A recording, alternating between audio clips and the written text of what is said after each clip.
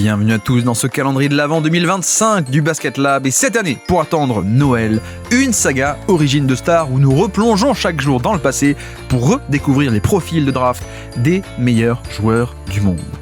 Aujourd'hui, 22e numéro, Nikola Jokic.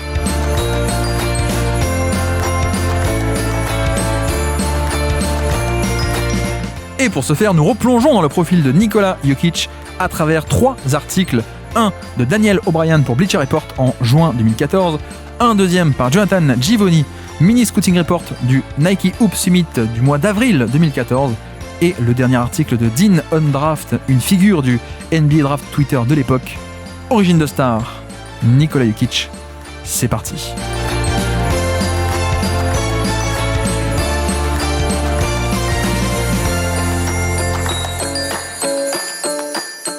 Premier scouting report de Daniel O'Brien du 18 juin 2014 pour Bleacher Report. Nikola Jokic s'est invité dernièrement dans les discussions de la draft de par sa très bonne saison avec le Mega dans la Ligue Adriatique et ses exploits impressionnants au Nike Hoop Summit du mois d'avril. Première partie, attributs physiques. Sa taille de 6'11 ne sort pas particulièrement du lot, mais Jokic possède un très bon bonus de bras avec une envergure de 7'3 et une allonge hauteur bras levé de 9'3 carrément, d'après Draft Express et les mesures du Nike Hoop Summit. Ces mensurations lui permettront de contester les tirs efficacement, de récolter des rebonds et de shooter par-dessus ses adversaires. Il pourrait d'ailleurs aussi passer par-dessus et autour de défenseurs. Le gros point noir reste évidemment ses qualités athlétique. Il n'a quasiment pas de détente verticale et n'a pas la pointe de vitesse pour dépasser ses adversaires sur drive ou de l'autre côté pour coulisser latéralement et rester en face des attaquants. Cela devrait poser de gros problèmes en défense et le limiter à être un role-player offensif. Partie 2, force du profil. Jokic semble toujours avoir un sens inné de ce qui se passe sur le terrain. Il a un super feeling sur le développement des actions en cours et sur comment se trouve la défense par rapport à ses propres coéquipiers, lui permettant donc de réaliser des splendides passes ou de scorer souvent sur des cuts sans ballon. En NBA, il pourra combiner sans effort avec ses coéquipiers pour exécuter les systèmes, attrapant la balle et faisant l'action immédiatement après ça, depuis toute position. Le poste bas, le poste haut ou même depuis l'aile à 3 points. De nombreux intérieurs non athlétiques sont capables en NBA de fluidifier leur attaque de par ce type de footwork et d'intelligence. Et des Boris Dio ou Pero Antic semblent de bonnes comparaisons pour Nikola Jokic. Vu son statut de moindre calibre en tant que prospect, on n'attendra pas de lui de produire beaucoup, mais il ne faut jamais sous-estimer un joueur avec de bons instincts et intelligent. Jokic a montré de belles prémices d'un tir extérieur durant son année dans la Ligue Adriatique, même s'il ne tire que à 22% en 2014. Cependant, sa mécanique de tir tout aussi fluide que précise au Nike Hoop Summit du mois d'avril n'est pas passée inaperçue. Et il pourrait bien avoir le potentiel de stretch big à terme, son point de relâchement du tir devant d'ailleurs bien l'aider sur ses situations de spot-up. Il a aussi un excellent toucher sur des mi-distances et autour du panier, et peut rentrer des turnaround jumpers à 4-5 mètres du panier, tout comme un joli assortiment de hook shot et flip shot au cercle. Lorsqu'il est au niveau de l'arceau, il ne peut pas décoller très haut, mais son footwork et ses mains très habiles lui permettent de relâcher le ballon très rapidement et, souvent, en usant la planche. Il ne faut pas s'attendre à beaucoup de scoring d'un contre 1, mais les fois où il peut capter la balle dans le flot de l'attaque, il peut trouver des angles intéressants pour terminer de manière très efficace. Troisième partie, faiblesse du profil. Sa faiblesse principale demeure ses qualités athlétiques vraiment mauvaises. Et bien qu'il bouge plutôt bien pour aller du point A au point B, il lui manque une vivacité et une verticalité pour les standards de NBA. Évidemment, ces déficiences ne sont jamais plus visibles qu'en défense, où il a du mal à contenir les athlètes de calibre NBA. Qu'il défende le poste 4 ou le poste 5, il aura des problèmes pour rester en face ou bien protéger le panier. Et ne devrait pas être aussi productif au rebond non plus que ce qu'il n'est actuellement au niveau de compétition de la Ligue Adriatique. Ses appuis non explosifs peuvent aussi par moments affecter sa création offensive. Ses drives en attaquant des close-out même, donc avec déjà un décalage de base, se font régulièrement effacer par un défenseur en deuxième rideau au panier. Et il ne pourra certainement pas s'élever par-dessus des athlètes d'un acabit d'élite. Il devra par ailleurs tenter d'accélérer sa mécanique de tir pour pouvoir relâcher le ballon plus rapidement et maximiser ainsi ses chances de spot-up. Quatrième partie, projection NBA. D'abord, projection immédiate. Son QI basket et sa belle longueur de bras devraient à court terme lui offrir quelques minutes, mais il ne devrait pas avoir de rôle majeur de par son manque de scoring et de défense. Il faudra du temps pour le voir compenser ses qualités athlétiques en dessous de la moyenne pour vraiment tenir son rang face à des pivots NBA sur de longues séquences de jeu. Projection long terme à présent. Comme mentionné plus haut, des athlètes moyens sont capables de parfois survivre en NBA dans des rôles plus que négligeables. Si Jokic peut en effet être un bon shooter de haut niveau, comme les flashs du Nike Hoop Summit plutôt que sa saison Omega, et réaliser toujours la bonne action avec la balle entre les mains, il pourrait devenir un Boris Dio du pauvre et une menace à longue distance à la Peron-Antic. Jokic sera probablement la 4e ou 5e option de scoring, mais ça n'importera que peu s'il joue efficacement. Sa défense, en revanche, devrait malheureusement l'empêcher de jouer 30 minutes par match ou plus, ni même d'être titulaire en NBA. Il n'y a cependant pas de honte à être un joueur de rotation respectable dans une bonne équipe NBA.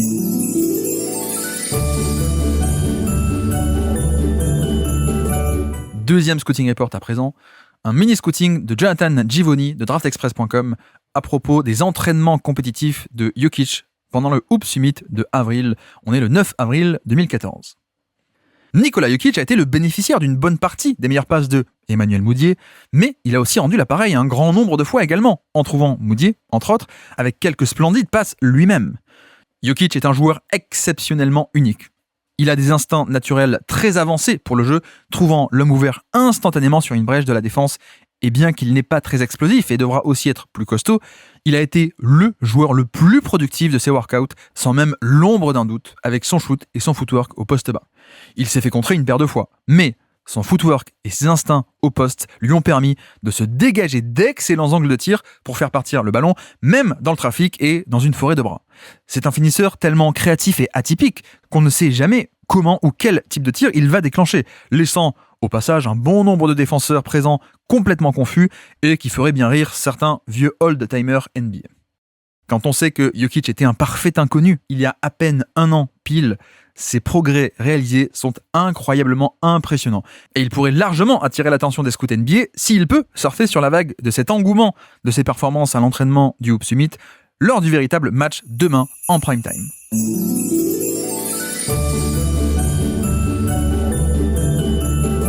Troisième scouting report à présent de la part du scout amateur Dean Undraft sur son site deanundraft.com. Nous sommes en mai 2014. Quatrième membre de notre quatuor de supers internationaux qui dominent les modèles statistiques, Nikola Jokic est un joueur aux skills exceptionnels, mais un intérieur lent et non athlétique. Son manque d'explosivité ou de mobilité signifie qu'il va évidemment être sous-évalué puisque projeté comme handicapant en défense et que ce manque athlétique rajoute une surcouche de doute quant à la transposition de sa création offensive au plus haut niveau. Mais il y a vraiment énormément de choses à aimer chez lui. Jokic fait 6'11 de taille et une envergure de 7'3, avec une charpente de 115 kg. De bonne mensuration pour jouer pivot en NBA. Ce qui ressort le plus en premier lieu chez lui est son excellent ratio assist-turnover, à 3,0 contre 2,3, ajusté par 40 minutes. C'est absolument bluffant pour un pivot de 19 ans à peine au niveau professionnel.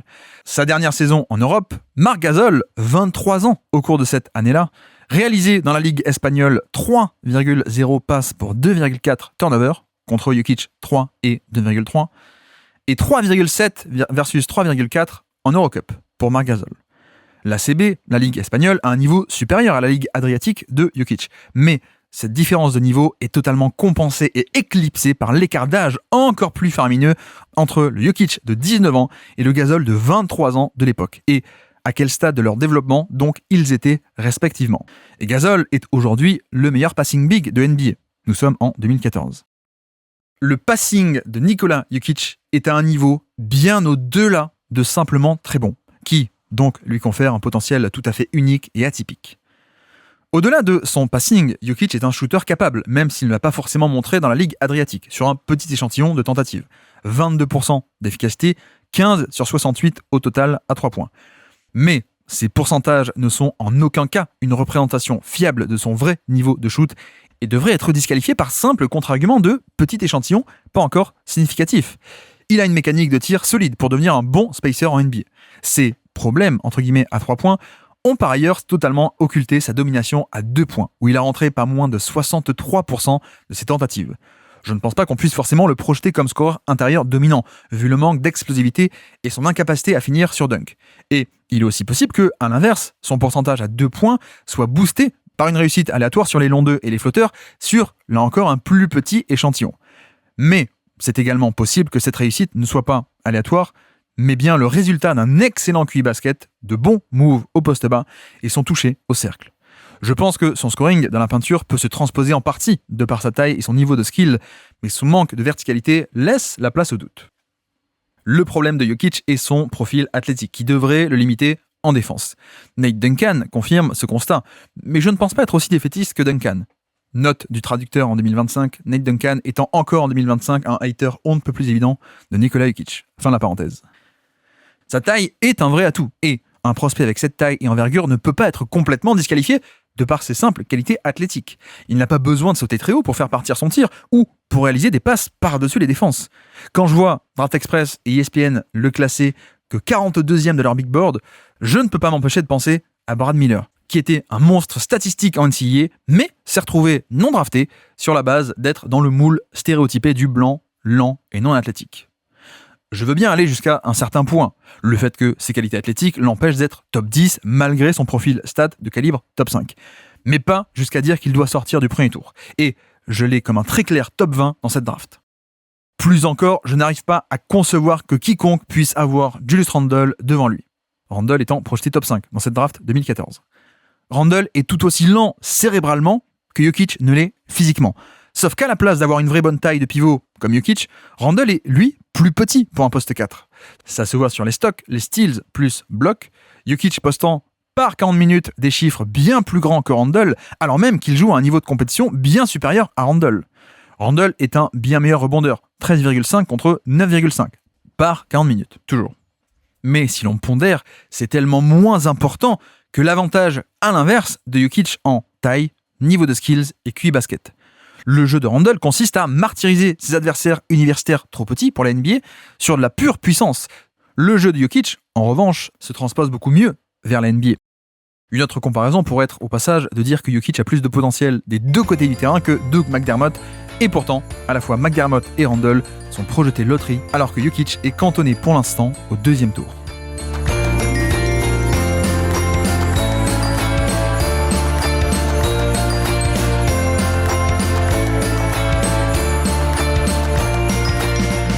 Et donc, en effet, à présent, quelques commentaires de notre part, de la part de 2025, et ce luxe du a posteriori. Nous, on sait ce qui s'est passé, et dans le cas de Jokic, c'est vrai que c'est quand même assez plaisant et assez étonnant, avec cette vision d'après. Donc, sur Nikola Jokic, sur son scouting report, son évolution, et donc sur les trois scouting reports même que j'ai lus. Alors, pour le coup, pourquoi j'en ai pris 3 ? Parce que très simplement, il y avait rien, quasiment, enfin rien sur Draft Express. Donc là, notre bible, la référence sur lequel, en général, il y a des scouting reports, même sur des mecs deuxième tour et même non draftés. Et parfois même, il y a des vidéos sur des mecs à l'époque qui étaient deuxième tour. Donc voilà, c'était un site qui était ultra productif. Et bien sur Jokic, il n'y avait rien. Il y a quasiment rien, à part donc ce mini encart que je vous ai lu sur le Hoop Summit, on va en parler. Mais à part ça, c'est vrai qu'il n'y a pas grand-chose. Bon, il y avait ça, c'est Draft Express, donc c'est quand même intéressant, mais c'est eux, leur avis m'aurait le plus plu. Mais vous voyez, pareil, en général, ils font, à la draft, à l'époque, ils faisaient à chaque fois un article sur les pivots de cette draft, les meneurs, les arrières, etc. Un peu des genres de comparaison statistique, mais très basique, mais voilà, un peu parler de la classe, on va dire, de la classe 2014 des pivots, la classe 2014 des meneurs, etc. Et pour le coup, il apparaît même pas là-dedans, quoi. Ils mettent même pas Jokic dans cette liste où il parle des 10 ou 15 pivots de la draft en question, la 2014. Donc bon, un peu bizarre. Donc j'ai pas pu avoir ce matériau de base qu'on aime bien, notre bible, notre référence, qui est en plus pertinent. Donc on n'a pas eu ça. Donc j'ai dû aller chercher par ailleurs. Et c'est vrai que c'est compliqué parce que c'est aussi pour ça que Draft Express était génial. Parce que même sur des mecs qui étaient draftés tardivement, il y avait de beaux trucs, il y avait de bons articles, voire même parfois articles un peu plus anciens qui suivaient depuis 2-3 ans. Il y a toujours un truc à se mettre sous la dent avec Draft Express sur cette période. Alors que là, trouver sur le net un scouting report un peu développé sur un mec du deuxième tour qui était pas très connu, c'était assez dur. Soit on allait piocher des trucs, genre un scouting report de 3 lignes. Bon, ok, mais c'était pas intéressant. Mais donc, j'ai eu la chance de tomber sur celui de Bleacher Report, de un mec que je connaissais pas en plus, Daniel O'Brien. Vraiment, je connaissais pas du tout. Mais donc, le scouting report est assez bon dans le sens où il capture assez bien quelle est un peu l'impression de l'époque et donc avec un style un peu développé. Donc ça, c'était quand même bien. Le premier scouting report que je vous ai lu. Et puis le troisième, bon, il est aussi un peu rigolo, mais c'est de la part de Dean On Draft, Dean, D-E-A-N, On Draft, le doyen de la draft, littéralement. Bon, vous remarquez que le style est très différent. On est sur un blogueur plus qu'un quelqu'un qui, comme Draft Express ou d'autres, c'est un peu du journalistique objectif, entre guillemets objectif, mais il y a quand même un ton un peu plus personnalisé, un peu plus affirmé et assumé, comme avec du jeu et avec voilà, Draft Express, ils diront jamais Randall, le cerveau il va trop lentement ou moi je pense que voilà, il y a pas de hot take non plus. Donc au final, c'est aussi intéressant et c'est un mec qui était bon, il a arrêté maintenant, mais c'était un peu une figure du scouting internet, NBA Draft Twitter à l'époque, qui était pas voilà, c'était pas The Stepien, c'était pas le mec emblématique, etc. Mais il était assez rigolo quand même et assez pertinent par moment. Parfois non, parfois il y a d'autres mecs sur lesquels il s'est planté, etc. Mais donc c'est pas pour dire que c'était un génie caché, mais le mec était assez intéressant pour le coup. Donc je me suis dit c'est bien d'aller piocher aussi cet article-ci qui, contrairement au premier, contrairement à celui de Bleacher Report qui est très basique, qui reflète l'opinion de l'époque, il y avait quand même des mecs, donc comme Dean Undraft, qui étaient quand même assez chauds et qui disaient non mais les gars, en fait, alors pour des raisons peut-être légitimes ou pas pour vous, je ne sais pas, mais des mecs qui disaient mais attendez, mais sur le profil statistique, c'est un top 5 de la draft quoi. Et qu'est-ce qu'on est en train de faire et quel est ce bordel et voilà, ça existait. Donc je trouvais ça intéressant d'avoir un peu plusieurs sons de cloche sur un cas comme celui-ci. Et pour le coup, c'est aussi bon pour raconter un peu l'histoire, notamment Draft Express. Donc quand on va sur la machine à remonter le temps d'internet, Wayback Machine, on peut trouver j'ai trouvé des encarts de tweets à l'époque, donc de 2014. Et en fait, j'ai découvert que apparemment le 16 juin 2014, donc pile la date butoir 10 jours avant la draft, les joueurs peuvent se désinscrire de la draft. Et il se trouve que donc j'ai vu ça un peu sur le côté, et donc j'ai cherché. Et en effet, le 16 juin 2014, son agent annonçait qu'il se retirait de la draft 2014. Le 16 juin, donc pile la date butoir, pareil, donc relayé par Draft Express. Et en fait, on apprendra plus tard que, en fait, c'est le front office de Denver qui était très chaud et qui a dit non mais garde ton nom, nous on va te prendre deuxième tour, on te fera pas venir de suite, t'inquiète pas, parce qu'il y avait aussi un côté où il voulait peut-être se désinscrire pour pas de suite aller en NBA. Donc eux ils leur ont dit non mais vas-y, pas de problème, on va te drafter, laisse ton nom, on te draft, on a tes droits, et nous on te fera venir quand tu veux, etc. Et le quand tu veux, ça a été finalement un an plus tard donc à l'été 2015 pour la saison 2016. Finalement il aura loupé qu'une seule année, mais faut dire aussi que donc peut-être que Draft Express avait un article sous le coude de dernière minute mais qu'ils l'ont pas publié à cause de ça, peut-être, et peut-être aussi que juste ils se sont fait dépasser sur ce cas-là, mais c'est très bizarre, ça arrive jamais sur Draft Express. Mais voilà, c'est comme dit, c'est un mec qui a explosé un peu de nulle part. Et son coup d'éclat, vraiment, c'est quand même le Hoop Summit. Il y a des joueurs comme ça, on en a parlé, je crois, déjà un peu sur la série. Des joueurs, notamment, surtout étrangers, parce que les lycéens américains, et on les connaît assez bien. Et donc, le Hoop Summit, je rappelle, Nike Hoop Summit, c'est le rassemblement un match entre meilleurs lycéens américains et les meilleurs jeunes internationaux. Donc, disais-je, ce match-ci, il y a le match en prime time, ok, mais il y a surtout, ce qui est plus intéressant pour les scouts et pour tout ça, c'est qu'il y a une semaine entière d'entraînement entre eux. De matchs d'entraînement, de shooting drill, etc. Donc, c'est presque ça qui est plus intéressant pour les scouts, à la fois professionnels mais aussi médiatiques. C'est l'affrontement de voir pendant des matchs et des matchs et des matchs, des entraînements entiers, des meilleurs prospects s'affronter entre eux, quoi. Plus que, ok, ensuite il y a le match en prime time. Mais en fait, c'est là-dessus que pas mal de prospects donc étrangers se font leur nom. Je pense à... De qui on a parlé ? Bah tiens, Karl Towns, l'année avant. Towns en 2013. Bon, il fait pas non plus une perf de fou, mais comme dit, j'avais raconté que moi et d'autres, on était là en mode ah, mais c'est qui ce mec qui est plus jeune que tout le monde ? Towns, c'est qui ? C'est le pivot du futur. Donc voilà, c'est un premier coup d'éclat. 2011, je crois que c'est Bismack Biyombo qui se fait son nom aussi là-dessus à quelques mois de la draft à peine. On se dit mais waouh, Biyombo, mais c'est une folie. C'est quoi ce mec physiquement, etc. Donc il va finir top 10, Biyombo. Alors qu'il n'était pas prévu aussi haut. Et puis je dois en oublier, mais je crois que l'exemple marquant, c'est peut-être aussi Dirk Nowitzki, Hoop Summit à l'époque, qui pareil, en plus à l'époque en 98, on connaissait encore moins l'étranger vu des États-Unis, donc ça avait un peu servi à le mettre un peu sur le devant de la scène.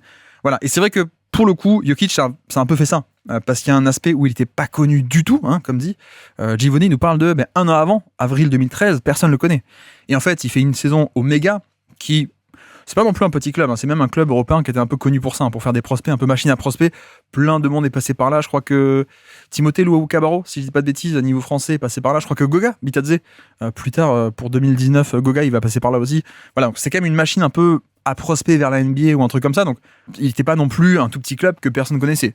Mais bon, certains étaient un peu passés à côté. La saison en soi, on va en parler, n'était pas non plus de fou. La saison 2014 Omega. Et par contre, il arrive et on se dit waouh, c'est quoi ce mec qui domine tout le monde, quoi. Il y a vraiment ce côté où alors le match en soi, je crois que le 14, je l'avais pas vu à l'époque et donc j'ai pas trop de souvenirs et je crois pas qu'il ait fait des perfs de fou. Mais c'est le son de cloche, vous allez voir, de tous les trucs de l'époque, tout le monde dit mais c'est la folie ce Hoop Summit, mais c'est qui ce mec Jokic, quoi, qui Nous, on pensait que l'année Omega, qui est donc sa première vraie année de basket, on va dire, professionnelle, etc., ouais, c'est sympa, mais il shoot pas bien, il est pas parfois pas efficace tout le temps partout. Et là, on a un mec qui shoot bien, on a un mec qui domine Towns, mais pas le Towns plus jeune que tout le monde, le Towns qui était déjà un peu un des meilleurs lycéens du pays, etc. Donc ouais, il y a ce côté assez marquant, d'où je pense que Draft Express à l'époque a écrit sur lui. Mais bon, voilà, ça c'est un peu l'aspect de météorite en fait, on peut l'appeler comme ça, c'est une météorite qui est arrivée très très vite. Pour le coup, c'est vrai que Denver a peut-être fait le coup du millénaire, hein, peut-être qu'on peut dire, j'allais dire du siècle, mais non, presque plus que ça, c'est le fait d'arriver à convaincre Jokic de rester dans la draft, parce que comme dit, c'est son agent lui-même qui sur Twitter annonce Jokic va désinscrire son nom de la draft à 10 jours. Et donc, avoir réussi à dire non, mais reste, t'inquiète pas, reste, et nous on te prend, comme ça, du coup, ils avaient les droits. Jokic n'aurait pas pu signer ailleurs, et peut-être que surtout, un an après, il aurait été drafté beaucoup plus haut, peut-être que Denver n'aurait pas eu la possibilité de mettre la main sur lui, quoi. Parce que, en effet, donc, il fait un draft and stash, comme on dit, donc il reste en Europe, malgré son statut de drafté 40e et quelques, je sais plus, bon, je vous épargne l'anecdote de la pub Taco Bell, hein, vous la connaissez, je pense, mais voilà. Mais non, mais du coup, il reste un an de plus en Europe, ce qui était aussi un peu dans le deal. Je crois que lui, il aimait bien la NBA, il aurait voulu y aller un jour, etc. Mais il n'était pas pressé, quoi. D'ailleurs, je vous encourage à aller écouter l'interview de Jokic avec Givoni de Draft Express au Hoop Summit, justement. Hyper intéressant, il dit, ouais, mais le basket, c'est à propos des coéquipiers, moi, je m'en fous de tout. Enfin, voilà, ce qu'on connaît de Jokic, quoi. Aujourd'hui, le mec était très, très détente, etc. Et donc, il reste là-bas, ce qui était un peu le but annoncé. Et en fait, en 2015, non pas 14, l'année de la draft, mais en 2015, après avoir été drafté, il fait une saison de fou. Et il est MVP de la Ligue Adriatique. Il explose complètement au niveau de plein de domaines du jeu. Mais voilà, il est beaucoup plus fort. Il est MVP à 19 ou 20 ans, du coup, à 20 ans de la Ligue Adriatique. Et donc, ensuite, il arrive en NBA. Et c'est vrai que, pour dire aussi, Denver, cette même année, premier tour, ils avaient pris un autre pivot européen très coté, qui était Nurkic. Jusuf Nurkic. Et donc, on a eu un peu pendant 2 ans, à peu près, un duel entre Nurkic, qui était à ses côtés, et donc Jokic qui sortait un peu de nulle part. Et voilà, il y a toujours ce truc au début, on se dit, ouais, non, mais c'est qui ce mec, là, le grand qui fait des passes? Ouais, c'est cool, mais bon, quand même, l'autre est pas mal, Nurkic. Et en fait, au bout de quelques temps, ça s'est fait assez vite, hein, parce que je crois que l'échange où Nurkic est envoyé à Portland, c'est pour 2017, il me semble, un truc comme ça. Saison 2017, courant saison 2017. Donc, vous voyez qu'en fait, en 1 an et demi, il avait gagné la place de titulaire. Et puis, même au point où tu te dis, il faut échanger l'autre, quoi. Donc, tellement la question est presque vite réglée, pour le coup. Donc après, bon, je vous épargne. Titulaire, Mike Malone, Jamal Murray qui arrive, qui au début est nul et qui, à la fin, il est nul encore, mais mais ils gagnent le titre ensemble. Non, pardon, je plaisante. J'aime bien taquiner Jamal Murray. Mais non, mais voilà, le parcours qu'on connaît, je n'ai pas besoin de refaire ça. Mais donc voilà, peut-être que s'il avait été à la draft 2015 après une saison de fou, il aurait été beaucoup plus haut, hein, avec un côté, on le connaît, on le surveille de plus près, un côté peut-être, récompense individuelle, plus de production. En même temps, j'ai envie de vous dire aussi, on a eu un mec qui a fait pareil, notre ami Sengun. Il se fait drafter 16e, alors qu'il est à 18 ans ou 19 ans, je crois, MVP de l'Euroleague, Turkish Euroleague ou je sais pas quoi, et voilà. Et pourtant, il n'est pas allé non plus top 5, quoi. Mais bon, ceci est une autre histoire, et pour un autre calendrier de l'avant, peut-être d'ici 15 ans, quand on parlera de Sengun. Non, pour le coup, le cas de Jokic est hyper intéressant, même si vous allez me dire, mais qu'est-ce qui reste encore à raconter sur Jokic? Je pense que le cas est hyper intéressant parce que c'est encore un cas différent, de type d'explosion, on va dire. Dans le sens où, on a plein de trucs, hein. On a, je sais pas, déjà on a la moitié de la série, c'est sur des top picks. Moi, j'ai quand même veillé à ce qu'on ait un jour sur deux un top pick, donc Kevin Durant, Anthony Davis, Kyrie Irving, Jason Tatum, Joel Embiid, James Harden, voilà, des mecs comme ça draftés top 5, Karl Anthony Towns, et encore j'en oublie là, forcément. Donc, une partie de la série, c'est ça, c'est des mecs cotés, très bien cotés, et qui ont explosé un peu comme prévu, plus ou moins, on va dire. L'autre moitié, c'est plein de cas différents. On a le cas de Mitchell, qui est un mec, tiens, il y a un potentiel de création qui est lointain, mais vu qu'il est explosif, qu'il a du toucher et tout, ça pourrait être un pari gagnant, ça l'a été. On a des cas beaucoup plus différents, de type Giannis, on en a parlé. Giannis, c'est la feuille blanche. Giannis, c'est théorie, ok, t'es grand, t'es long, t'as des instincts, qualité athlétique aussi. Donc si on t'apprend à jouer au basket, ça peut être génial. Et en effet, boum, il a appris à jouer au basket et c'est devenu, avec ses fondations d'élite, c'est devenu en effet un joueur de fou, mais il y avait un côté page blanche.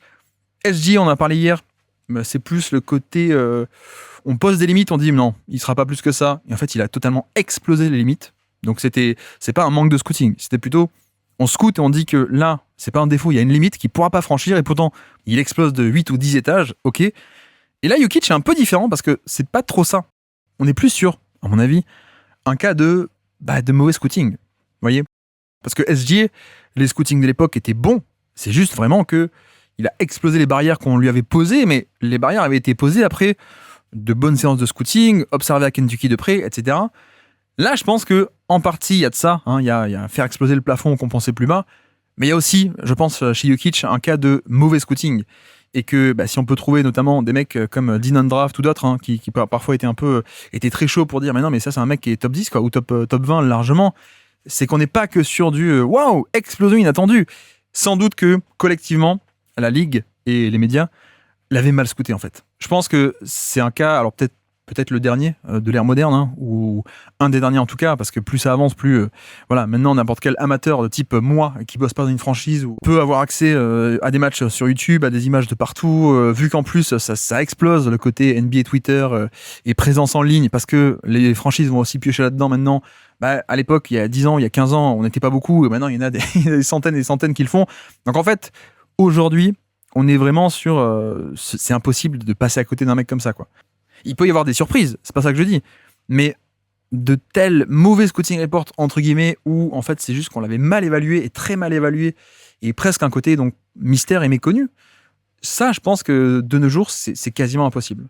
Et que donc Jokic est peut-être un des derniers, et je vous épargne l'anecdote que je ressors à chaque fois sur Pittsburgh, qui dans les années 70, donc l'équipe de football américain planquait les cassettes de scouting pour piocher un mec plus bas qu'il n'était vraiment.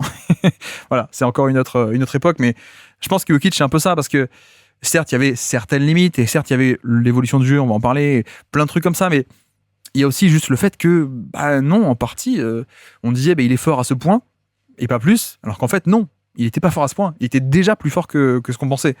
Donc c'est pas des progrès, c'est pas une question de progrès, c'est pas Giannis de 0 à 100 page blanche, et c'est pas SG non plus où on dit mais non mais ça il pourra pas progresser, et il progresse quand même. Je pense que avec Jokic il y avait tout de même un aspect de mince, on est quand même mal cerné, parce que lointain, parce que européen, parce que explosion sur le tard aussi, voilà, c'est pas un mec qui a fait depuis qu'il avait 13 ans les tournois amateurs, tournois semi-pro ou tournois U17, 15, etc. C'est pas un mec qu'on connaissait par cœur en fait. Donc je pense que ça a aussi participé, et comme dit, je ne pense pas que ça puisse être possible de nouveau qu'on ait un tel talent 42.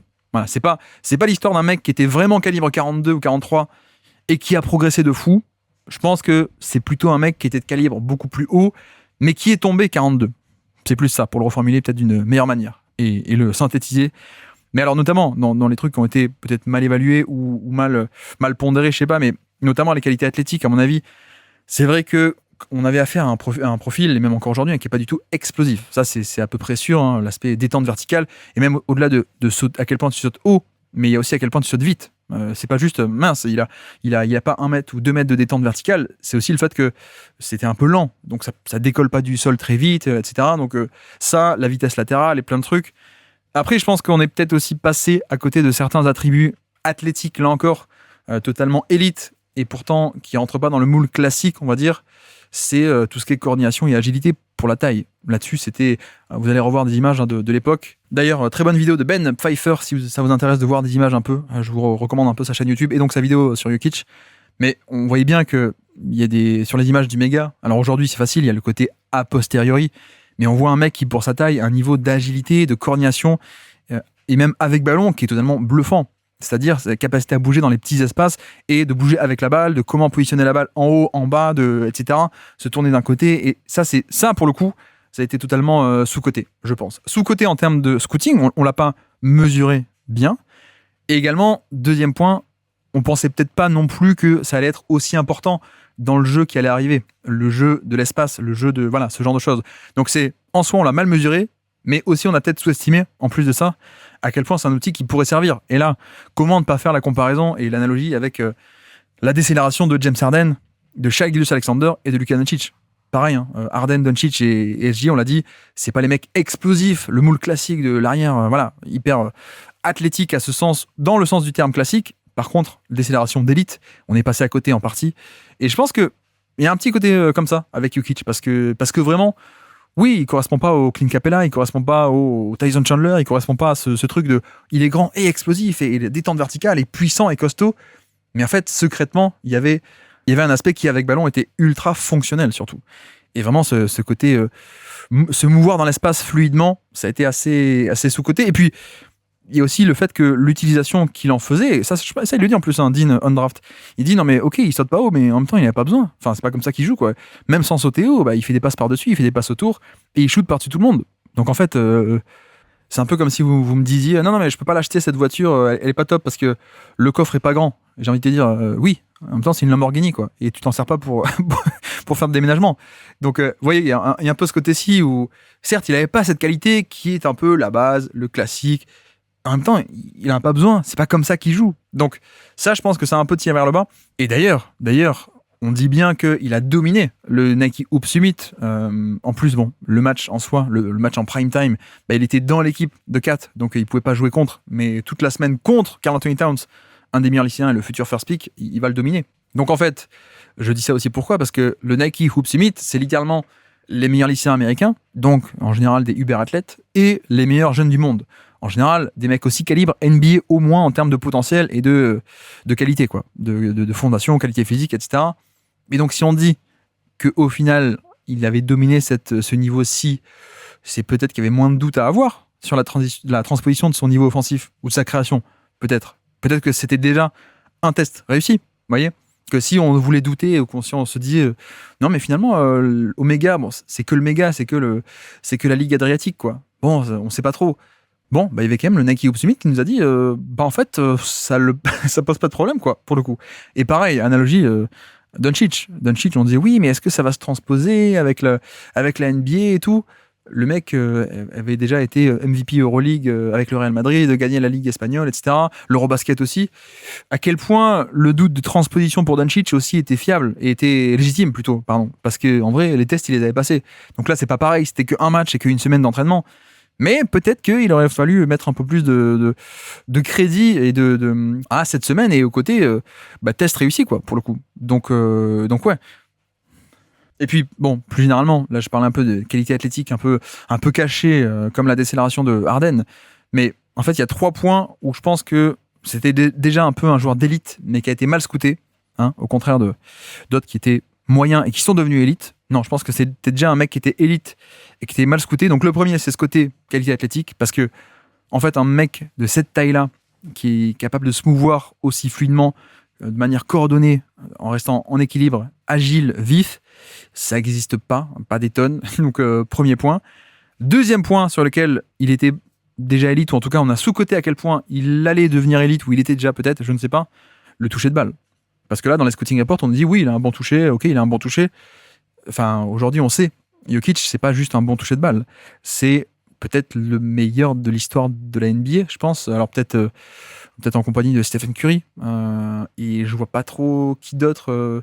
Alors, il y a des mecs que j'ai pas connus, années 90 à 80, etc. Donc peut-être que j'en oublie. Et je pense que si on va chercher un Ray Allen, oui, on peut dire ouais, Ray Allen avait un top touché, mais ça s'appliquait pas un peu partout dans tous les domaines du jeu. Mais je pense que Curry et Jokic, pour moi, c'est assez facilement peut-être soit 2 des meilleurs de l'histoire, soit 2 des 5 meilleurs de l'histoire. Donc là, voilà. Là, c'est comme dit ce côté où on dit qu'il est bon, mais en fait, il est pas bon. Il est élite de chez élite, et il est élite au niveau historique. Et en quoi c'est important, ce toucher ?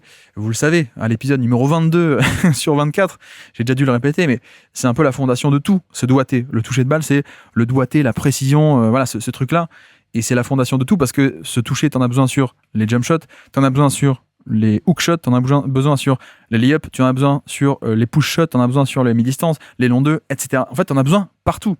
C'est littéralement, alors, ensuite, il faut que la mécanique de bras soit bien sur les différents types de tirs, mais le toucher est la base de tout. Et pour le coup, ça, il n'est pas juste bon, il n'est pas juste très bon, c'est un des meilleurs de l'histoire. Donc là, deuxième point sur lequel il a été sous-scouté, on va dire.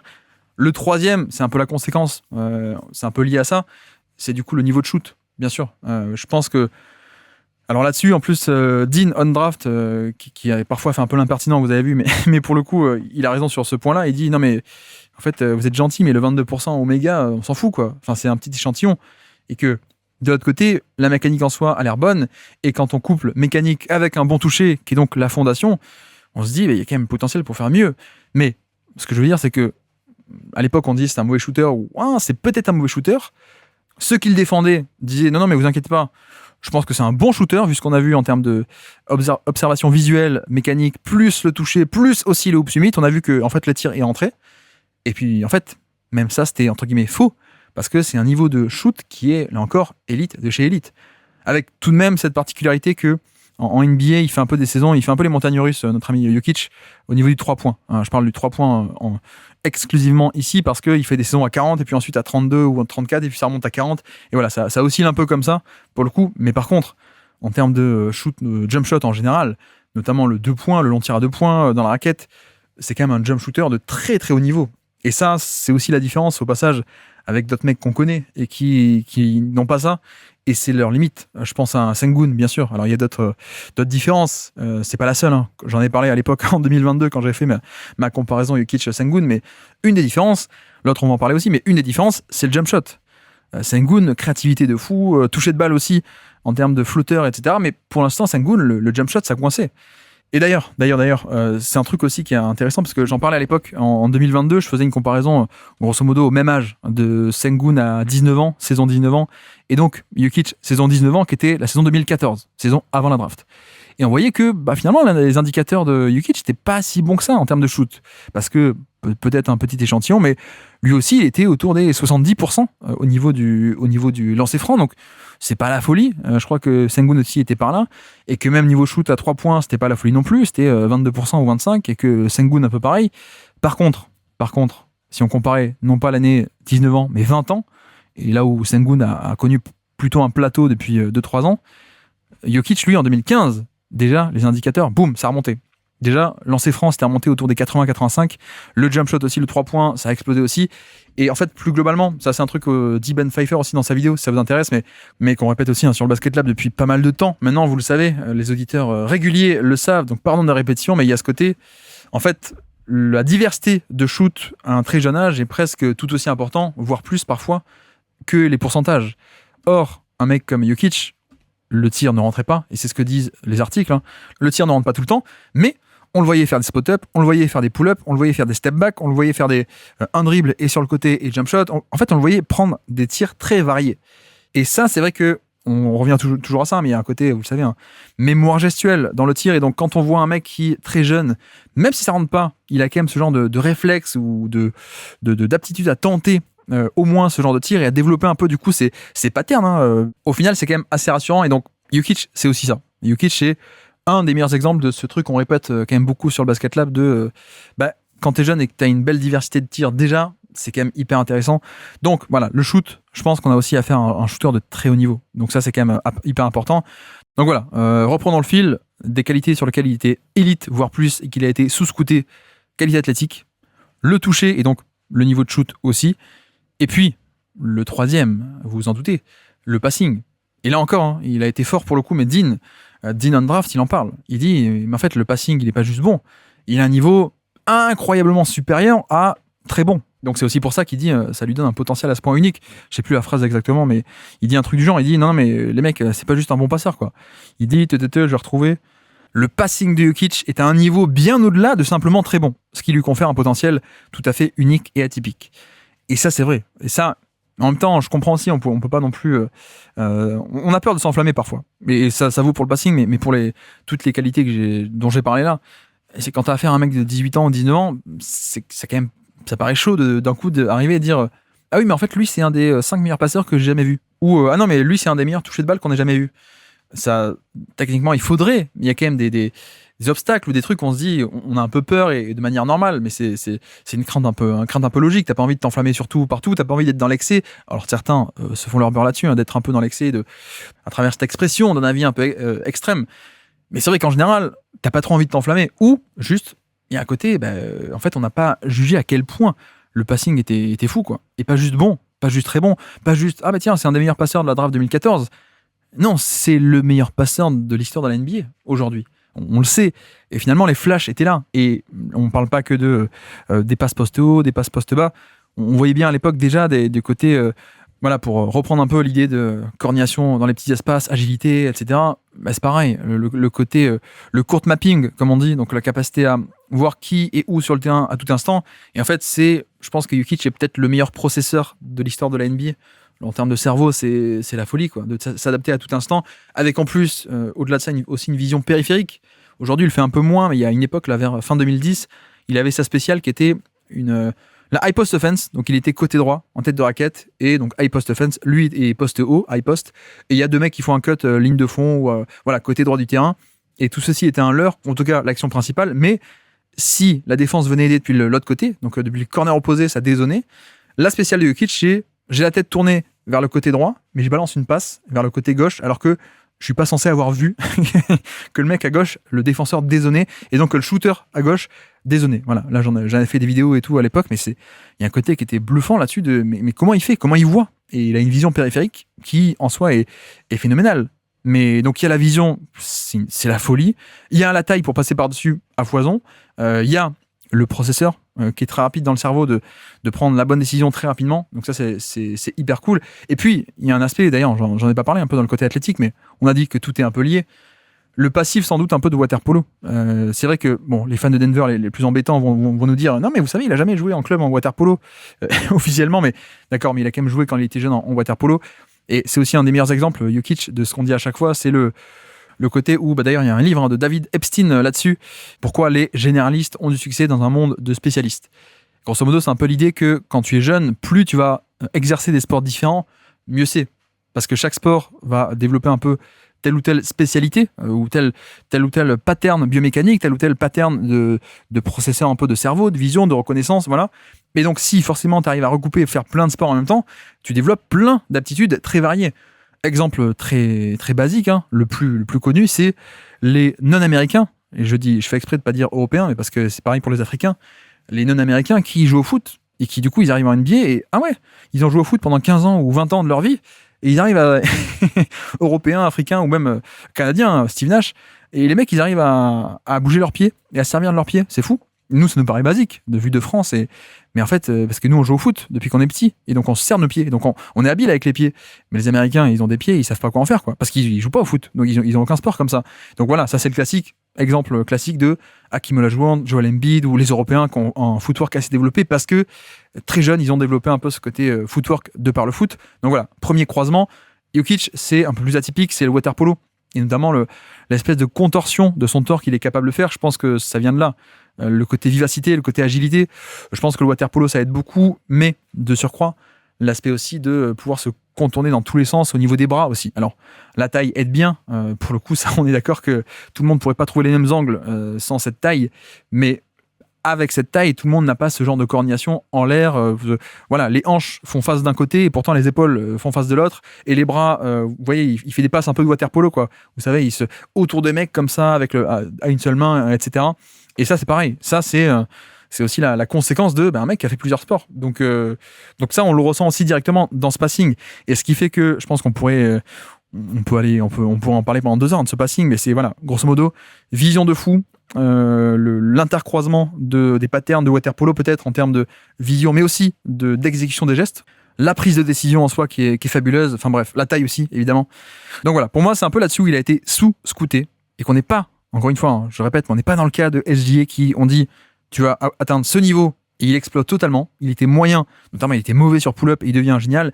Il était pas mal sur drive, il devient génial.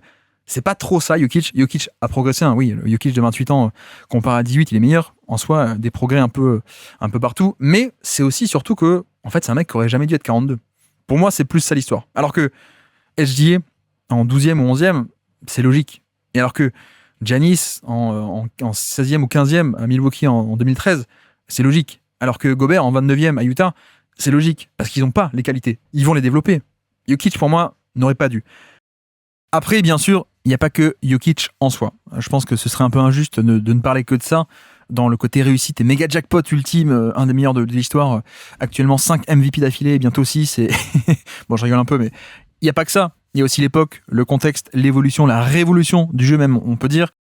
Et c'est vrai que, par exemple, on peut en parler, mais l'état du marché ou l'état des pivots en 2014, c'est très différent. On est pile 2014 à ce croisement entre 2 générations. C'est-à-dire qu'on a connu pendant longtemps, années 80, 90, etc., même 2000. 2000, on avait encore le rêve du pivot dominant qui a beaucoup animé. D'ailleurs, Greg Oden, premier choix en 2007, c'est aussi pour ça, parce qu'on pense que, et le jeu, c'est pas qu'on pense, parce que dans les faits, en effet, le jeu est beaucoup tourné autour d'un pivot, que ce soit pour du post-up en attaque, pour initier l'attaque via le post-up, comme on avait fait avant, tout ce qui était Patrick Ewing, Hakeem Olajuwon, David Robinson, même Tim Duncan, pour le coup, il n'est pas vu comme un pivot parce qu'il joue à côté de Robinson, mais en vrai, c'est un pivot, etc. etc. Donc, année 2000, on a encore beaucoup ce truc-là, et sauf qu'on a un peu un creux de génération. C'est pas que c'est pas aussi simple à chaque fois. On dit ouais c'est soit creux de génération, soit sinon tactique. En fait, c'est un peu les deux pour le coup. C'est un peu et l'évolution de jeu et le creux de talent pur qui fait que entre 2010 et 2015, on a un peu ce creux où on est mine de rien toujours un peu là-dedans dans bah tiens, si on a quand même un pivot dominant, c'est quand même cool. D'ailleurs, Dwight Howard est encore très bon là-dedans jusqu'en 2014 et même 2015. Mais voilà, notamment en 2014, hein, je pense que tout le monde connaît les premières années d'Orlando et même début 2010 où il aurait dû avoir le MVP en 2011 par exemple, Dwight Howard. C'est beaucoup de post-up, c'est un gros volume de post bas, de dos au panier, des drop steps, des hook shots, alors que Shaq disait que c'est un pivot de pick and roll, mais en fait pas tant que ça. Et même jusqu'en donc l'année aux Lakers, c'est un peu nul, il est blessé. Mais même 2014, c'est un mec qui fait quand même bon volume. Je pense que la saison 2014 et 2015, il est un peu blessé, mais la période Rockets, c'est un peu sous-côté pour Dwight Howard, mais c'était en fait un peu un des seuls pour le coup. En fait, en 2014, on a un peu ce truc où on n'est plus totalement dans cette quête du pivot, mais on n'en est pas loin non plus. D'ailleurs, 2014, qui va marquer un peu l'ère d'après, qui vont être les deux figures de proue d'après, de le retour des pivots, parce que retour de talent pur et que le jeu aussi l'a permis, Embiid, numéro 3 de draft 2014, et notre ami donc Jokic, qui est aussi cette même draft. Et c'est marrant parce que je pense qu'il y avait un peu intersection des deux. Intersection de un creux de talent pur de vrai pivot. Et à l'époque, vous n'avez peut-être pas connu, mais pendant longtemps, on parlait de début 2010, la formation américaine elle ne forme plus les pivots, etc. Et c'est peut-être vrai en un sens, mais donc il y avait ça, ok, mais il n'y avait pas que ça. Il y avait aussi le fait que l'autorisation de défense en zone mi-année 2000 a fait que c'était compliqué d'avoir une attaque qui tournait autour du post-up. Parce que avant, c'était soit un contre un et pas le droit de venir aider, ou alors tu venais aider, tu avais le droit, mais en faisant des prises à deux très franches. Mais quand on a autorisé les défenses en zone, cette règle, c'était fini. Donc tu n'avais plus besoin de laisser des 1 contre 1, Shaquille O'Neal en 1 contre 1, ou alors Shaquille O'Neal prise à deux, mais en faisant la prise à deux, de manière très franche, ça laissait une ouverture pour une passe, etc. Et là, tu pouvais juste, par exemple, venir flotter autour, sans venir faire la prise à deux. Tu pouvais juste dire, bah tiens, on a un premier rideau, et puis pas loin, on a un deuxième qui, au cas où, juste il va zoner dans la raquette à peu près et empêcher l'accès au panier. Donc en fait, c'est comme ça, en partie aussi, c'est aussi tactique que le post-up est un peu mort. Et donc on s'est un peu tourné vers pick and roll, porteur de balle, le jeu plus espacé, les 3 points. Et donc on a ça, accélération début 2010 de ce jeu-ci. Mais paradoxalement, le fait de retrouver de plus en plus de jeux à 3 points et donc de plus en plus d'espace à l'intérieur, devinez quoi, ça fait que quand des Embiid ou des Jokic commencent un peu à émerger fin 2010, l'espace est là pour que eux puissent briller de ce point de vue-là. Et ça, c'est quand même assez rigolo de voir que cette génération un peu 2014 de Embiid et Jokic, c'est vraiment la brèche entre deux, quoi. Parce que c'est vrai que post 2014 ou 15, Dwight Howard, c'est un peu nul, par exemple. Cousins, Cousins, c'est aussi un peu un paraquart, mais c'est peut-être le seul Cousins un peu de pivot un peu à l'ancienne, mais qui était même pas trop à l'ancienne. Mais à part ça, on n'a pas trop de vrais pivots. Et on avait donc un peu commencé à abandonner il faut le vrai pivot, il faut le pivot de post-up sur des traits au choix de draft. On avait un peu arrêté ça. Et donc, réémergence, une fois que tout le monde, il y a de nouveau de l'espace beaucoup à l'intérieur, et aussi une fois que, de plus en plus de line-up plus petits, parce que comme tu veux de l'espace, c'est des shooters, et donc les shooters, à l'époque, c'était pas des bigs, c'était des petits, donc pour ça qu'on avait des line-up plus petits qui se multipliaient.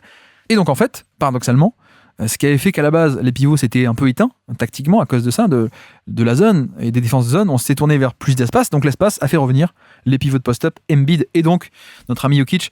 Mais voilà, tout ça pour dire que l'état des pivots un peu de post-up ou dominant en 2014, on est presque au pic le plus bas de l'histoire de la NBA sur l'importance du pivot, pour le coup. Donc on est plutôt époque, il nous faut, chaque équipe doit avoir son Tyson Chandler, ou plus tard ça sera Capella, voilà, des mecs comme ça, on aimait bien. Alors Anthony Davis, mais c'est plutôt ce moule-là, quoi. C'est pas du tout un mec de post-up ou de dos au panier comme on a pu connaître pendant des décennies.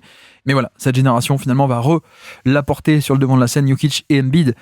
Mais pourquoi je fais exprès de parler de tout ça, de détailler un peu ça au niveau contexte? Parce qu'il faut avoir conscience que 2014, Jokic n'est pas vu du tout comme un pivot dominant de post-up. C'est un pivot de post-up sympathique, parfois de scoring intérieur, mais pas la folie. Donc déjà, qu'on n'était plus trop en amour de ce type de joueur en 2014, en plus il y a un côté où, en fait, si tu le fais, mais pas à un niveau d'élite, ça vaut pas le coup, ça ne nous intéresse pas. Et en plus, il y avait la défense que Embiid avait, mais qu'un mec comme Jokic n'avait plus. Donc si vous voulez, mi-2010, les mecs de post-up, soit t'es élite et à la limite, bon, on peut tenter le coup, soit sinon, on est moins intéressé. Hein. Je caricature un peu, je généralise beaucoup, mais c'était quand même un peu l'idée. Donc, pour aussi justifier le fait que, bah voilà, ce profil-là est tombé pile à un moment où ce profil était pas recherché. Ça, plus le fait aussi que, en fait, le métier que ensuite Jokic a exercé, ce métier n'existait pas. C'est-à-dire un mec qui est un peu au centre de tout, un pivot, entre guillemets, meneur, en tout cas, qui est l'initiateur principal, l'organisateur de l'attaque, ça n'existe pas. Et aujourd'hui, on connaît des Sabonis, Domantas Sabonis qui a ensuite émergé, ou des mecs comme ça. Il y a des passing hubs, mais c'était très rare, voire quasiment on ne connaissait pas, quoi. Il y a une exception, c'était un peu Joakim Noah, saison 2014, mais c'est un peu par la force des choses, quoi. C'est parce que Derrick Rose est blessé et que Butler n'a pas encore explosé et que Lou Holding, fin de contrat, a été changé. Et donc, au centre de l'attaque, c'est Joakim Noah. Mais Joakim Noah, il est bien gentil pour faire des écrans et pour faire des jeux de main à main. Il n'y a pas la dimension de scoring non plus. Donc en fait, je dis ça aussi parce que, très simplement, en fait, il a un peu inventé son métier, Jokic. Et surtout, plutôt vis-à-vis de l'évaluation de l'époque, on ne pouvait pas se projeter en disant, dans le contexte de jeu et dans l'état où était le jeu et la révolution du jeu à l'époque, on ne pouvait pas imaginer, oui, mais prenons ce mec et en fait, on va pouvoir organiser une attaque autour de lui. Ça, c'était impensable. Et encore plus pour un mec qui était mauvais défenseur. Donc aujourd'hui, ça nous paraît, non mais comment il a pu baisser aussi bas, etc. Et une partie, l'évaluation a été mauvaise, d'accord. Il y a aussi une partie où le profil n'était peut-être pas idoine pour l'époque en question, donc c'est peut-être une raison supplémentaire pour laquelle il n'a pas été aussi bien valorisé. Je dis n'importe quoi, mais peut-être qu'un mec sur un profil un peu différent, même qualité, même niveau de jeu, mais sur un poste de meneur ou d'ailier shooter, par exemple, je pense qu'il est drafté beaucoup plus haut. Mais vraiment pour niveau équivalent, je veux dire. Donc, je pense que ça a aussi rajouté un peu à ça, à ce côté. Bon, bah, c'est sympathique, hein, oui, on continue d'en drafter, hein, parfois des pivots un peu ou des intérieurs de post-up, hein, ok, mais c'est fin de premier tour ou voilà, c'est pas hyper intéressant, c'est pas le truc recherché le plus. Mais au-delà de ça, il y a aussi un autre point qui est encore plus important, je pense, tout de même, c'est le fait que le scoring est devenu totalement fou. Et ça, pour le coup, c'est peut-être la qualité la plus inattendue, et c'est pas qu'elle était mal scoutée, au contraire, c'est qu'il a totalement fait péter le plafond qu'on imaginait. Voilà, là, autant il y a des trucs, j'ai dit non, mais le passing, c'est juste qu'il était meilleur que prévu, mais on l'a pas vu. Le scoring, non. Le scoring, c'est peut-être le seul point où, en effet, il est passé de bon à très bon, à élite, même à un point où, en fait, aujourd'hui encore, je pense qu'après tous les titres de MVP qu'il a eu, et peut-être même qu'il va nous faire une destinée entière à être de niveau MVP, ou le meilleur joueur pendant 10 ans, après LeBron sur les 2010, on va avoir Jokic sur les 2020. Mais même encore aujourd'hui, c'est un aspect qui est peut-être entre guillemets sous-coté chez lui par le grand public, parce que en fait, c'est tellement un bon passeur que son identité, c'est d'être un passeur, d'être le meilleur pivot passeur de NBA. Bon, moi je vais carrément jusqu'à dire le meilleur passeur de NBA, peut-être, pas loin en tout cas. Mais donc c'est vrai que forcément, quand c'est un peu comme ça qu'on le caractérise, tout le monde sait qu'il sait scorer, hein, mais est-ce que tout le monde sait que c'est un des meilleurs scoreurs de l'histoire de la NBA? Ça, je sais pas. Hein. Ça, je suis pas sûr. Hein. Comme d'habitude, hein, je dis, alors, il n'a pas les mêmes volumes que des SGA ou que des Embiid, hein, pour prendre un peu des rivaux un peu récents. Mais c'est quand même un mec qui a fait des saisons qui, depuis 5-6 ans, fait du plus de 30% d'usage ou pas loin, donc des volumes de stars, beaucoup d'usage de scoring. Et là-dessus, il fait des scores d'efficacité qui sont les meilleurs de l'histoire ou pas loin. Il est catégorie Curry, LeBron, Kevin Durant.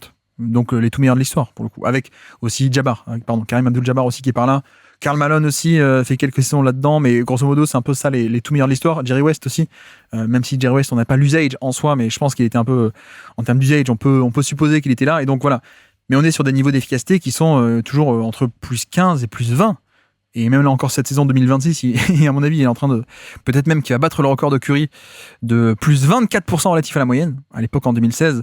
Est-ce qu'il va le battre ou pas cette année? On ne sait pas, on verra bien. Mais on est quand même sur des trucs où on a une première partie de carrière qui était très sympathique et même déjà All-NBA. Je pense que c'est un mec qui est, voilà, le début, rookie, très sympa. 17 déjà, on dit, ah, ok, 2017, costaud, hein, c'est déjà un titulaire, etc. 18, 19 et 20, pour moi, c'est All-NBA facile. Et sauf qu'en fait, en 21, 22, 23, 24, 25 et 26, on est le step supérieur. On est All-NBA First Team, et même plus que ça, en fait, je suis le meilleur joueur de NBA, et assez facilement presque. Donc on a vraiment ce step-up qui a été fait, et ça se voit aussi en termes d'efficacité. Hein. Avant, il était à plus 6, par rapport à la moyenne, plus 6%, plus 8%, plus 7%. Déjà des très bons scores, hein, pour le coup. Mais ensuite, il y a une vitesse qui est passée plus 13, plus 17, plus 121, plus 21, plus 12%, plus 15%, et là, plus 22% cette année. Donc, comme dit, le record est à 24, Curry 2016. Là, voilà, c'est quand un tel volume, être à la barre des plus 20%, il y a littéralement pas 15 saisons dans l'histoire de la NBA qui sont comme ça. Donc, c'est la folie totale. Hein. Vraiment, c'est la folie totale. Et même à un point où je pense que c'est un peu sous-coté. Mais c'est vrai que du coup, ça, on pouvait pas le prévoir. On pouvait pas vraiment le prévoir. C'est un truc sur lequel il a explosé. Mais je pense qu'on est obligé d'aller un peu sur la mentalité aussi. Parce que c'est marrant, parce qu'on nous dit, oui, alors il a quand même du passing, c'est le fluidificateur de jeu ultime. Ce sera un peu le Boris Dio du pauvre. Voilà, c'était un peu ça l'idée à l'époque, hein, parce qu'on pensait que les faiblesses de défense, les faiblesses de création, d'explosivité, on disait, ok, ça va être un Boris Dio du pauvre.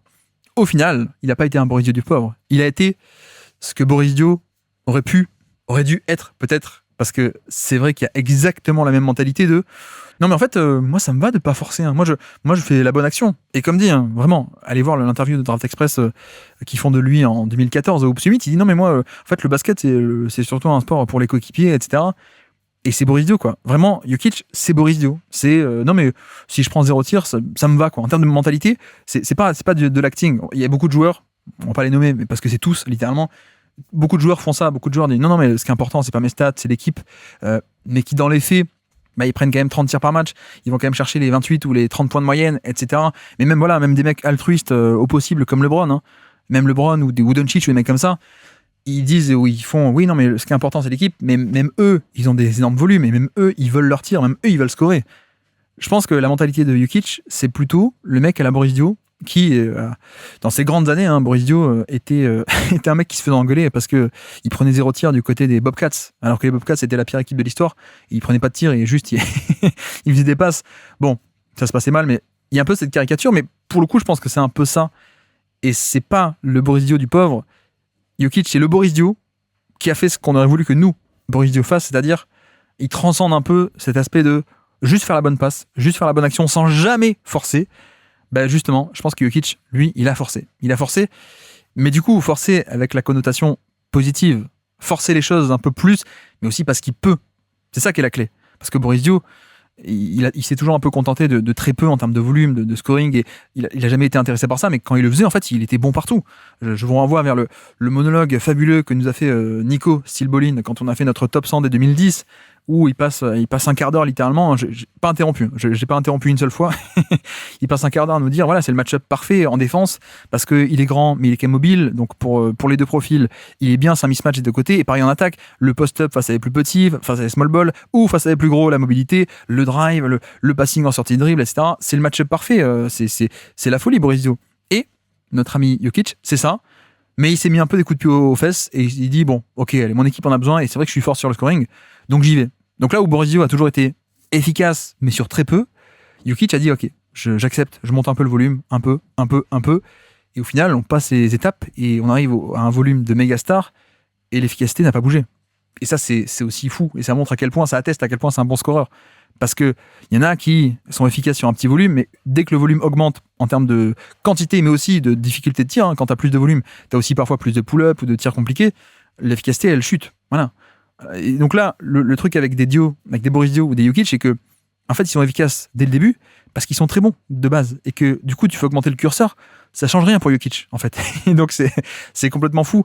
Et c'est en ce sens que je dis, pour moi, c'est un peu un Boris Dio, le Boris Dio qui se force, et ce qui peut-être donne encore plus de regrets sur le fait que est-ce que Boris Dio, le dieu du basket, n'aurait pas dû forcer un peu plus le scoring et qu'on n'aurait pas eu Jokic. Bon, justement, laissons un peu de côté cet aspect de mentalité et de ce truc un peu fou chez lui. Mais justement, non, peut-être que Boris Dio n'aurait pas été Jokic, puisque il y a un élément qui est pas un truc qu'on a mal scouté, quoique, mais qui est pas non plus un truc qui a progressé, mais c'est un élément clé du profil. C'est l'autre différence avec Sengun, au-delà du jump shot, c'est la taille. Et ça, c'est vrai que la taille, ça change absolument tout. Vraiment, vraiment, vraiment. Parce que l'explosivité, il l'avait pas, mais de toute façon, il s'en servait pas. C'est pas comme ça qu'il jouait, d'accord. Mais par contre, la taille est la clé de sa réussite dans tous les domaines du jeu. Et notamment, donc c'est un peu ce que j'expliquais avec Sengun à l'époque quand on faisait les comparaisons. C'est de dire oui, il y a beaucoup de similarités, mais Sengun, il fait 6-10 de haut, pas plus, quoi. Il est quand même assez petit pour un pivot, Sengun. Et on peut se dire, bon, c'est juste une différence. Non, ça change fondamentalement tout sur la qualité de tes tirs. Est-ce que tu arrives à faire partir le ballon par-dessus tout le monde à volonté ou pas? Est-ce que tu arrives à passer à volonté par-dessus tout le monde ou pas? Etc., etc.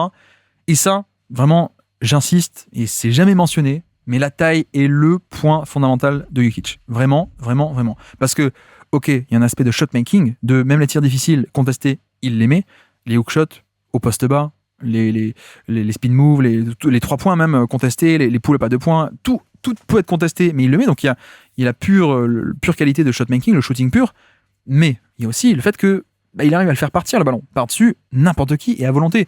Donc c'est aussi là-dessus où finalement l'aspect d'explosivité et de manque de vivacité importe peu, parce que le but est juste de faire partir le ballon. Et donc là où Kyrie Irving, qui est le plus petit, qui est un meneur, pour faire partir le ballon face à un mec grand, qu'est-ce qu'il fait? Il va générer une séparation sur le plan horizontal, hop, il va se démarquer et créer un espace avec le défenseur pour avoir le temps de faire partir le ballon. Jokic, il a pas ça. Donc oui, il a pas ce côté appui très vif, step back, explosivité, le drive pour dépasser, mais juste en fait, il fait partir le ballon. Pourquoi? Parce que même sans bouger et même sans déstabiliser le défenseur, il s'élève, il met le bras par-dessus, il shoot par-dessus et le ballon il part, quoi. Donc en fait, c'est aussi là-dessus où on voit ce côté taille qui est dominant, mais les passes, évidemment, les passes pareilles, on en a parlé tout à l'heure. Un Sengun qui est plus petit ou d'autres qui sont plus petits, qui sont des passeurs géniaux, c'est pas au point de Jokic, parce que Jokic a des angles de passe disponibles pour personne à peu près. Quoique, maintenant il y a Wemby, mais voilà, il y a ce côté-ci, et puis pareil en défense. En défense, c'est ce qui fait que il est quand même assez viable, plus qu'on ne le pense, parce qu'il est quand même assez grand. Et pour le post-up, le post-up, j'ai parlé un peu de scoring de 1 contre 1, voilà, mais le post-up est clé. Isolation et post-up, je veux dire, en général, le 1 contre 1, c'est la clé. Et pourquoi est-ce qu'il est aussi bon? C'est parce que justement il est grand. Donc ce qu'il n'a pas un peu en création de séparation sur le plan horizontal, ou en fait il compense avec cette taille et ce côté dominant. Et donc ça c'est quand même assez fou. Et je pense qu'en partie, ou un peu sous-scouté, je pense, parce que on s'est quand même beaucoup attardé sur oui, mais il n'a pas d'explosivité, il n'a pas de vitesse. Et donc en un sens, je pense qu'on est un peu passé à côté du fait que ah ouais, il est quand même très grand, et surtout en plus il a des longs bras. Et ça, c'est vrai que c'est pas le cas de tout le monde, d'avoir ce genre de bonus de 6-11 de taille, mais surtout 7-3 de bras. En général, les mecs qui sont pas athlétiques, ils ont pas non plus forcément ce genre de bonus, quoi. Pas tout le temps. Et là, Jokic, il a ça quand même. Et ça, on en parle pas non plus trop, je trouve. Ce côté, il a quand même des bras longs. C'est pas des bras de fou non plus à la Gobert ou à la Mobamba, d'accord. Mais tout de même, quoi. C'est pas le moule un peu de pas athlétique et des petits bras. Vous voyez, un peu le Frank Kaminsky ou des mecs comme ça, quoi. Non, il y a quand même des bons bras, et donc je pense que en partie, cette taille a été un peu oubliée dans l'histoire. Je pense qu'elle n'a pas été assez bien pondérée, alors que pour moi, presque j'irais jusqu'à dire que c'est même l'aspect le plus clé de son jeu.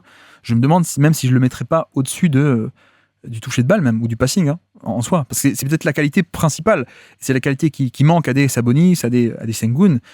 Pas que, il y a aussi le jump shot, mais en partie il y a aussi la taille. Et je pense que Sabonis, s'il fait pas 6-9 ou 6-10 de taille, je sais pas combien il fait, mais s'il fait beaucoup plus grand comme Jokic, ou s'il est aussi imposant que Jokic, comme Sengun, les mecs dominent beaucoup plus sur le 1 contre 1, et donc c'est moins des passing hub, mais plus des go-to-guy complets.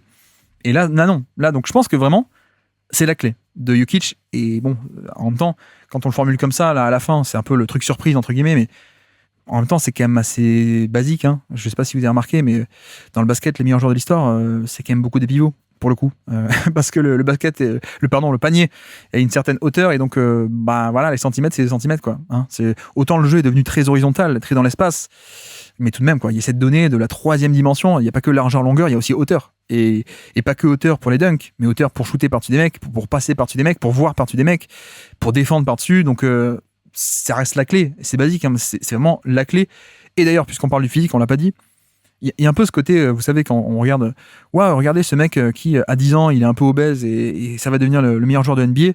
Alors, je comprends, c'est rigolo, etc. En vérité, vous allez voir un Jokic jeune, il n'est pas du tout en surpoids. Donc ça, peut-être que vous ne connaissiez pas à l'époque cet aspect de draft de Jokic, même du début de carrière, vous avez peut-être oublié, mais Jokic jeune, il est assez fin. Donc je comprends la blague de regarder le mec de 12 ans qui est un peu en méga surpoids, il va devenir meilleur joueur du monde. C'est rigolo et tout, à poster, c'est très viral, ça fait des retweets, etc. Mais en vérité, bon, c'est pas totalement vrai, parce que quand il arrive, Nike Hoop Summit 2014 et Omega, il est très fin. Et c'est que en NBA en fait qui va un peu prendre du poids. Et même la version un peu nounours, elle va être en fait, pour moi, c'est la période All-NBA third et second team. C'est vers 17, 18, 19. C'est là qu'il est au pic de son côté très épais.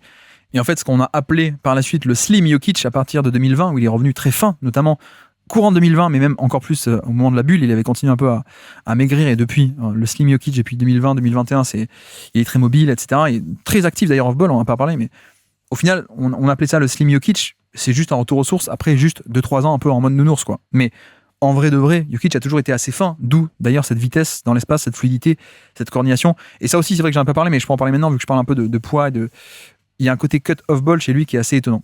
Et peut-être aussi parce que justement, il y a un biais d'ancrage chez les adversaires on l'a connu, il a explosé en tant qu'un peu de nounours, un peu très épais, alors que c'est un mec qui, sur des cuts backdoor, est absolument génial. Il fait semblant d'aller chercher la balle pour un jeu de main à main, ou hop, et ensuite il plonge au panier avec une vivacité qui est quand même assez étonnante qu'on s'attend pas pour sa taille. Donc aussi une clé de son jeu sur le scoring. Et pareil, je pense que pourquoi est-ce qu'il est aussi efficace? Parce qu'il a tout de même la capacité, comme Curry, comme d'autres, à générer des paniers assistés. C'est aussi un secret, on en parlera bientôt je pense un peu plus développé, mais voilà, c'est pas que du pull-up compliqué à la Harden, à la SGA, il y a aussi cette capacité à jouer un peu plus off-ball, et donc forcément le pick and pop, les cuts au panier, le rebond offensif aussi, on n'a pas parlé du rebond pour l'instant du tout, mais ça peut faire la transition avec la défense justement, c'est le dernier point, c'est que la taille donc affecte aussi la défense, protection de panier, on va dire qu'il est quand même mauvais, mais peut-être qu'il serait encore plus cata avec une taille encore plus petite, quoi. Donc ça le sauve un peu. Défense de pick and roll aussi. Et bon, c'est pas que la taille, mais c'est un mec qui, voilà, on parle beaucoup de cerveau aussi depuis le début. Le cerveau est absolument génial chez Nikola Jokic. Évidemment, on a dit que c'est le processeur le plus rapide de l'histoire ou le plus performant en termes de vitesse, réactivité et pourcentage de bonnes décisions versus mauvaises. Et ça se voit aussi en défense. Pas que, hein. Le cerveau est quand même génial, mais la défense est aussi bien complétée par le fait qu'au-delà de bien lire les lignes de passe, bien anticiper, les instincts naturels, comprendre comment ça se passe, comprendre ce que veut faire le mec en face, ça aussi, on en parle pas beaucoup, mais il a un scouting report dans la tête à chaque fois qui est génial en termes de je sais qui j'ai en face en termes de porteur de balle pick and roll. Donc je sais quelles sont ses tendances, qu'est-ce qu'il aime faire, voilà. Donc il y a ça. Mais disais-je, reprenons le fil, il n'y a pas que le cerveau, il a aussi des mains défensives qui sont très bonnes, et même parmi les meilleures de NBA, je pense.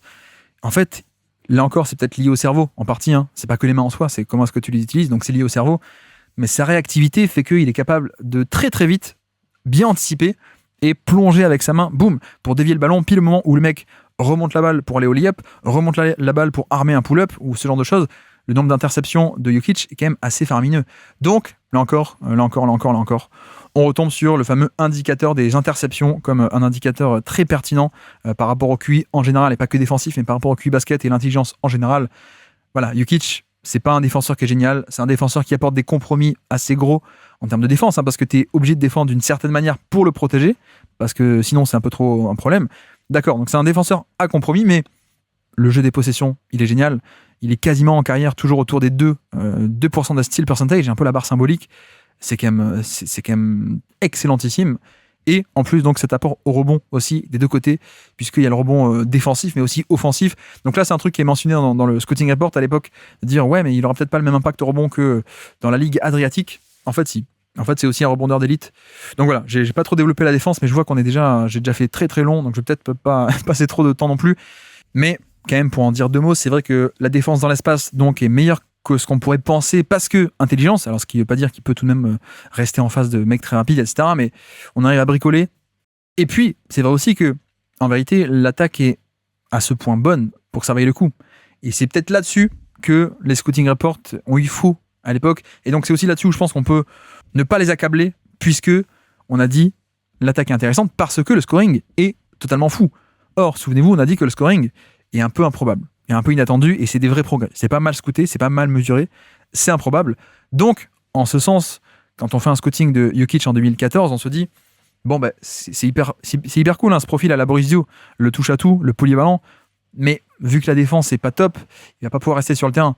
Mais aussi parce que du coup, à l'époque, on ne savait pas que, ah oui, en fait, on pourrait avoir des saisons les meilleures de l'histoire en termes d'efficacité sur des gros volumes. Je pense que si on présente au scout de 2014 le fait que, ne vous inquiétez pas, vous allez voir, ça va devenir un mec qui va pouvoir scorer à très haut volume et être un des rois, un des meilleurs scoreurs de NBA, littéralement. Bah, je pense que le scouting report de 2014 change un peu. Il dit, bon, en fait, ce sera un titulaire à compromis, mais tout de même un titulaire. Alors que comme à l'époque, on s'attend pas à ce scoring, on dit, bah non, ça vaut pas le coup. Mais voilà, c'est juste pour pas accabler non plus, parce que finalement, c'est ce côté vision générale très basse venait aussi de l'équilibre attaque-défense qui n'était pas intéressant. Or, actuellement, l'équilibre est on ne peut plus intéressant. C'est le meilleur joueur du monde depuis 5-6 ans, de très loin, le meilleur moteur offensif, peut-être un des meilleurs de l'histoire même, sans aucun doute. Donc forcément, oui, le compromis structurel défensif, bah tu l'acceptes. Et le fait que sur des rotations d'Imrido, il va pas faire la rotation, tu l'acceptes. Le fait qu'il va se faire cibler, qu'il va falloir un peu jouer au jeu des match-up et le cacher, tu l'acceptes. Parce que, ok, tu perds un peu des points là-dessus, mais il t'en fait gagner tellement en attaque que ça vaut le coup. Donc voilà quand même pour parler un peu de la défense, il fallait le faire. Et puis donc sur le niveau général du profil à l'époque, qui était qui était beaucoup plus équilibré, mais vers le bas, attaque et défense. Bref, voici pour Nikola Jokic. J'espère que ça vous aura plu, j'espère que ça n'aura pas été trop long. Et donc on se dit à demain pour un prochain Origine de Star.